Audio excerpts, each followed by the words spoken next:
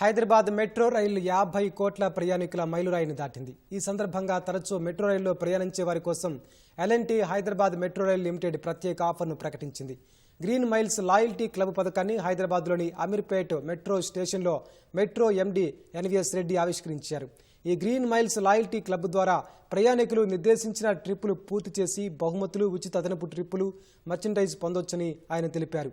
ప్రజా రవాణా వ్యవస్థలో హైదరాబాద్ మెట్రో రైలు ప్రాజెక్టు చరిత్రాత్మకమన్న ఎన్వీఎస్ రెడ్డి ఎన్నో సవాళ్లను ఎదుర్కొని ఈ లక్ష్యాన్ని అందుకున్నట్లు చెప్పారు. ఎన్నికల కోడ్ ముగిసిన వెంటనే మెట్రో రెండో దశ డిపిఆర్లకు రాష్ట్ర మంత్రివర్గం ఆమోదం తర్వాత కేంద్రానికి డిపిఆర్ పంపిస్తామని చెప్పారు.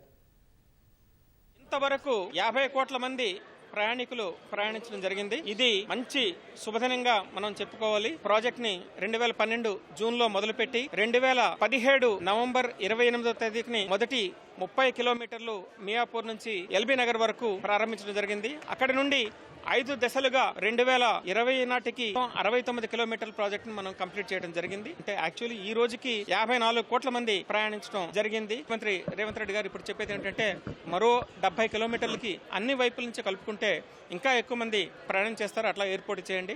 అదేవిధంగా మియాపూర్ నుంచి ఫర్దర్ గా ఎక్స్టెండ్ చేసి పటాన్చెరు వరకు చేయండి. రాయదుర్గ్ నుండి ఫైనాన్షియల్ డిస్ట్రిక్ట్ వరకు చేయండి. అదేవిధంగా ఎల్బీ నగర్ నుండి హయత్ నగర్ వీలైతే పెదంబర్పేట వరకు చేయండి అని చెప్పేసి మాకు ఇన్స్ట్రక్షన్స్ ఇవ్వడం జరిగింది.